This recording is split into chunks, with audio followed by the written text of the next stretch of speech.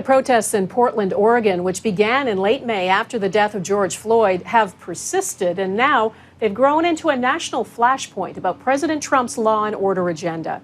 He sent in federal agents. Many operate without ID and in full camouflage gear. They grab protesters off the street, put them in unmarked vehicles, hold them without due process. Some protesters have been violent, but there's been peaceful pushback too, like this woman wearing nothing but a mask and a hat, confronting heavily armed agents. Jackson Proskow on a standoff the world is watching. There's no end in sight to the protests gripping Portland. For more than 50 days, marchers have taken to the streets, only to be met in recent days by a force of federal agents, men without badges or ID, acting on orders of President Donald Trump. Didn't deter me. It made me, in fact, want to go back. Monday saw a march of moms met with tear gas near a federal courthouse.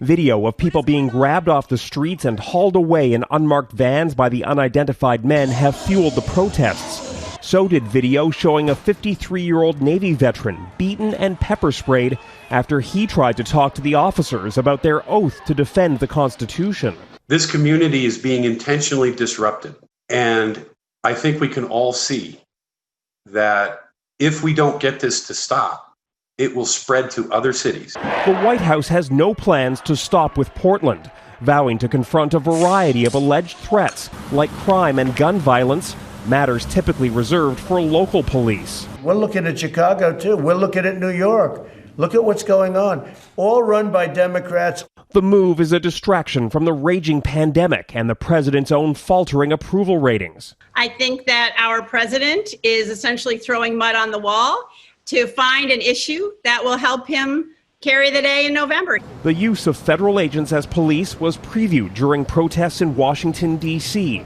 when those same unmarked officers were stationed outside the White House. We're accomplishing our mission, which is to protect the federal facilities and the people in them and using them. As the election draws near and as the pandemic spirals into a national emergency, there are fears about how and why those forces are being deployed.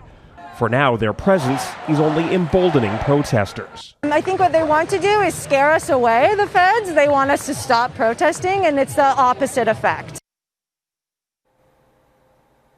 Tonight, President Donald Trump is giving in on the issue of the COVID-19 pandemic. He held his first in-person briefing on the issue in months. He admitted things are likely to get worse before they get better, but then returned to a familiar message track of downplaying the severity of the virus and touting his own administration's response.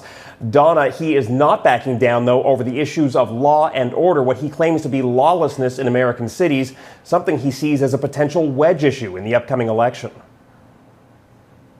Okay. Jackson Proskow in Washington, thank you.